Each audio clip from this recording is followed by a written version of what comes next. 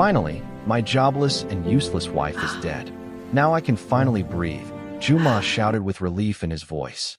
He laughed like a man whose burden had finally been lifted. Now we can finally be together in peace, my love. We don't have to hide anymore, his mistress added.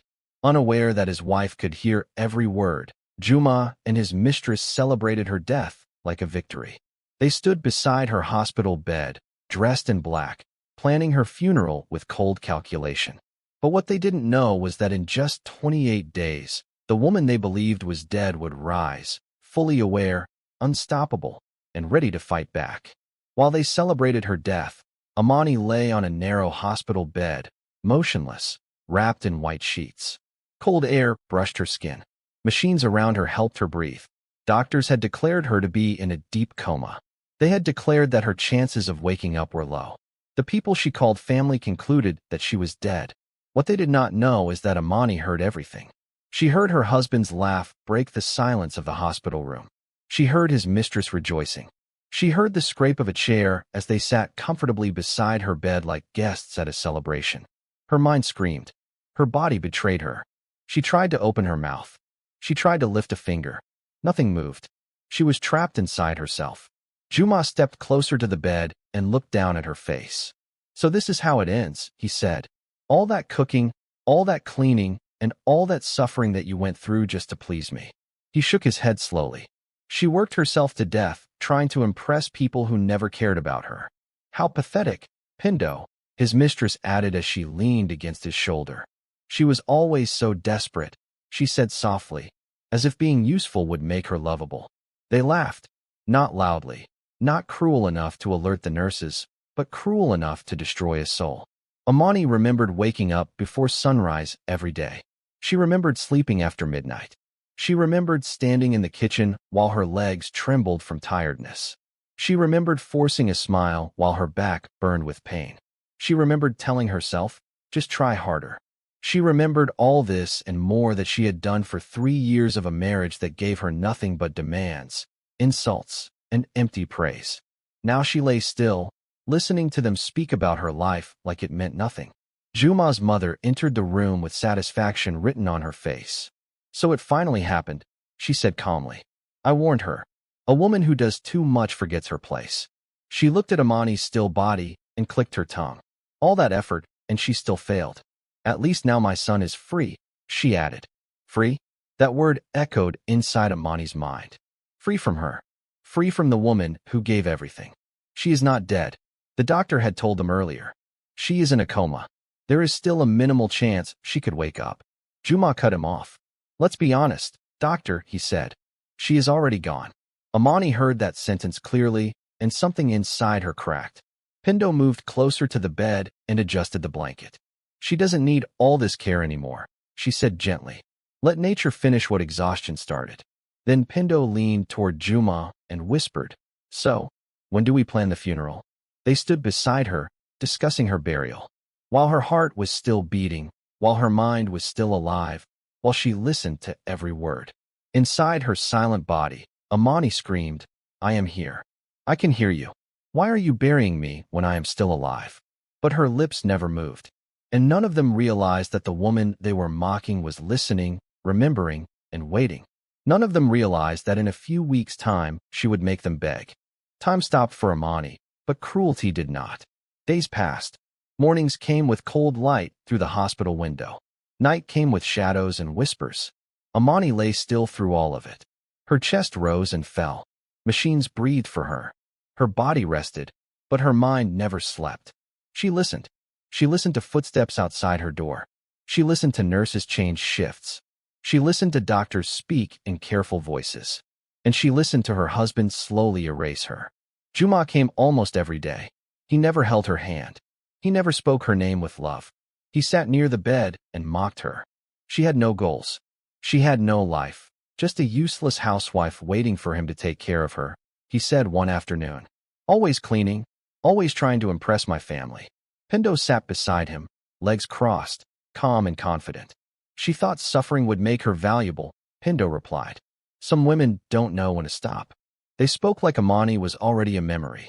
Ammani wanted to scream. She wanted to tell them that she worked because she loved them, that she sacrificed because she believed in them. But her mouth stayed closed, her body stayed silent. At night, the pain felt worse. Not physical pain, the pain of knowing that the man she cooked for every day was now laughing beside her bed. Knowing that the woman wearing her smile was waiting for her grave. Juma's mother visited less often, but when she came, her words stayed longer. She brought this on herself, she said coldly. No woman should overwork for a family that is already complete. She stood at the foot of the bed and looked down. All that effort, and she still failed. Failed.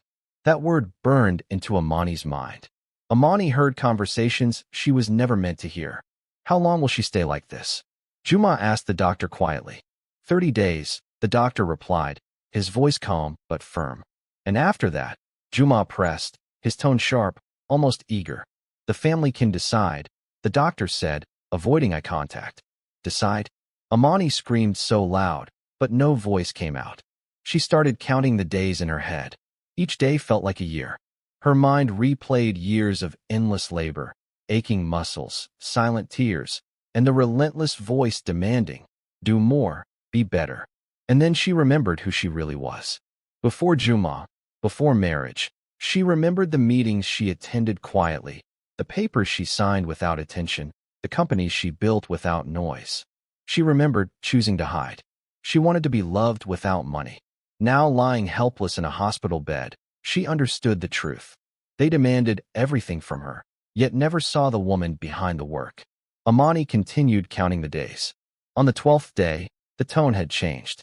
Pindo came dressed brightly, confidence glowing on her face. She looks peaceful, she said, looking at Ammani's still body, almost like she knows it's over. Juma smiled. She won't wake up. They said it like a fact. Ammani felt something hard form inside her chest. Not fear, anger. Nurses whispered when they thought no one listened.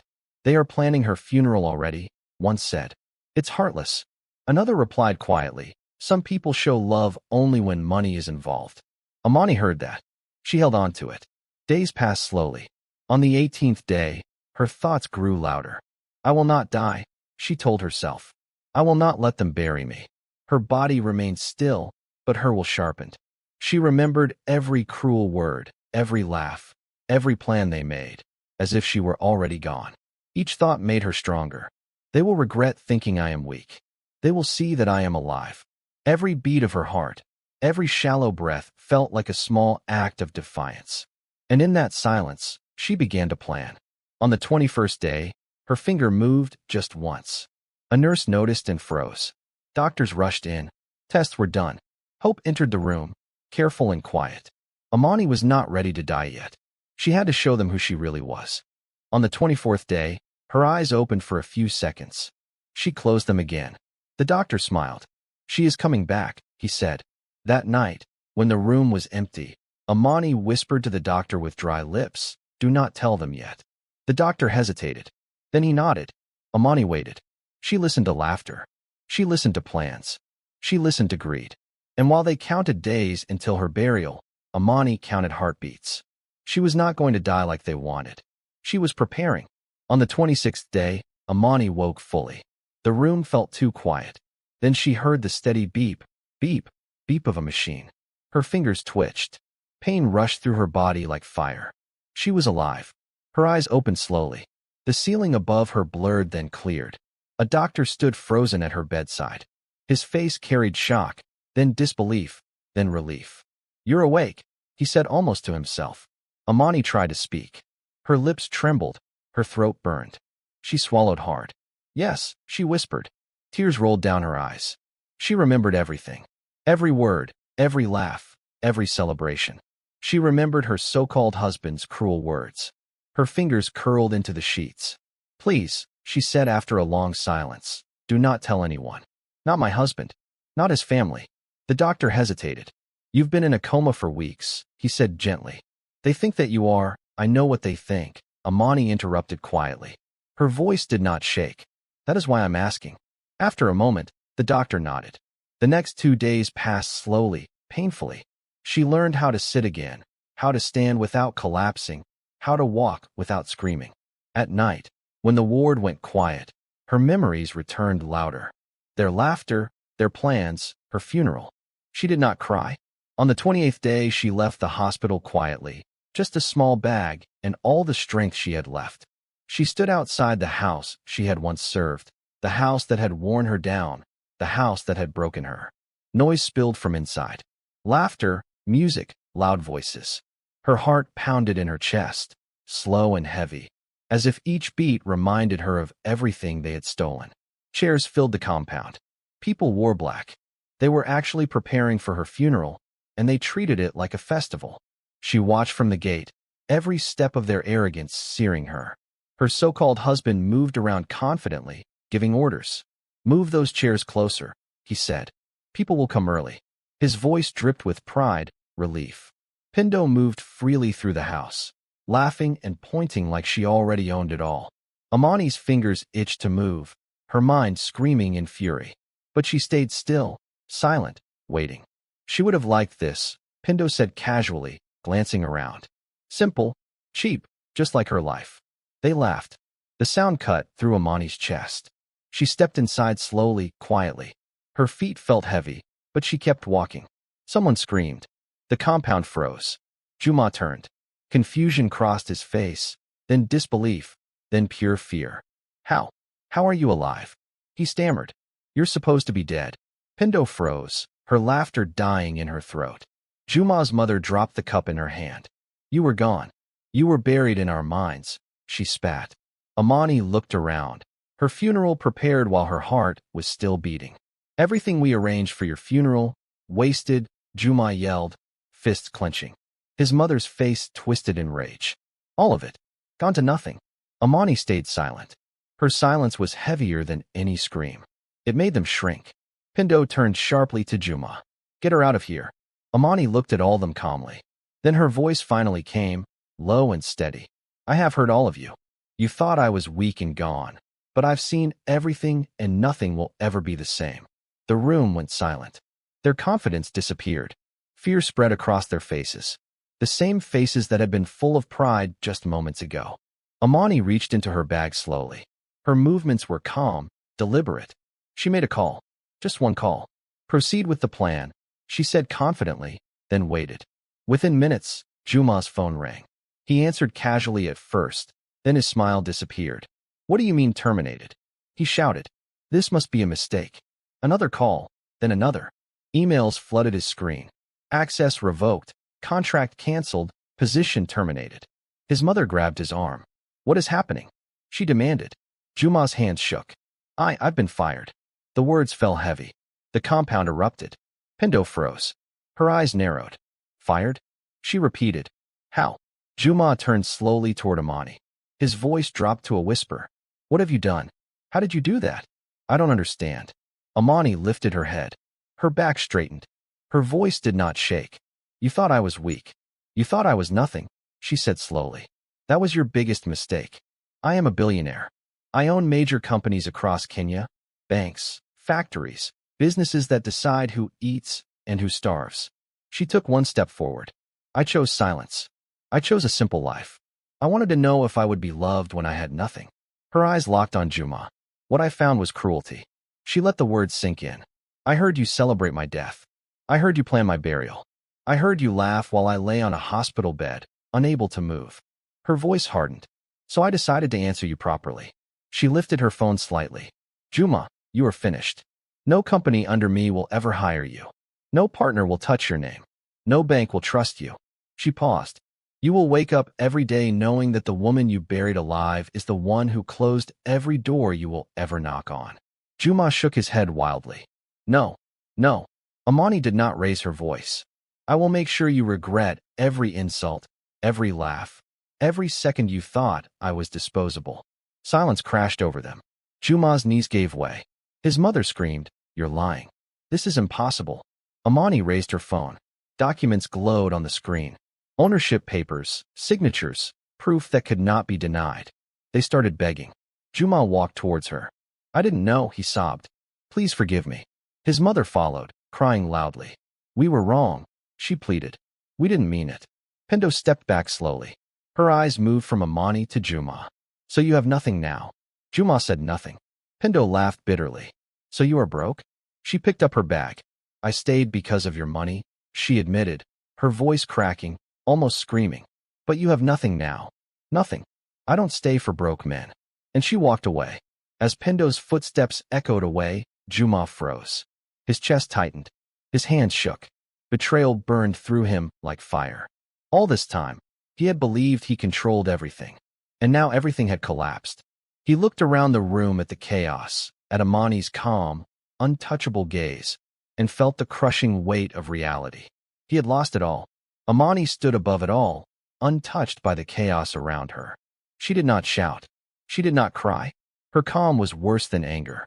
You buried me while I was still breathing, she said, her voice low but steady, each word cutting deeper than a scream ever could. You planned my funeral. You laughed while my body lay in a hospital bed, unable to move, unable to speak.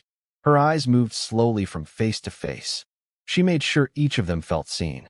You celebrated my death, she said again, softer this time. And that softness carried more weight than fury. Juma's knees buckled. For the first time, fear truly found him. Ammani turned toward the gate. I am done, she said, not as a threat, not as a promise, as a final decision. She walked away. And this time, no one followed. No one mocked. No one laughed. Only the sound of everything they thought they had, collapsing behind her. Because the woman they tried to bury did not come back for revenge. She came back for the truth. Months later, life had changed completely. Juma had lost everything. His job, his reputation, his friends. No company would touch him. Every door he knocked on closed in his face. Ammani, however, had rebuilt quietly. Her companies thrived. She traveled freely, knowing that the people who once mocked her had no power over her anymore. Her life, once hidden, now moved forward on her terms. The moral of this story is, people reveal their true character when they believe you are powerless. And when they celebrate your fall, they prepare the stage for their own. Thank you so much for watching this story on Storysphere until the end. If it moved you, please like, share, and subscribe to support the channel and help these stories reach more people. Let me know in the comments where you're watching from, and what part of Ammani's story stayed with you the most. More powerful stories are coming. Don't miss them.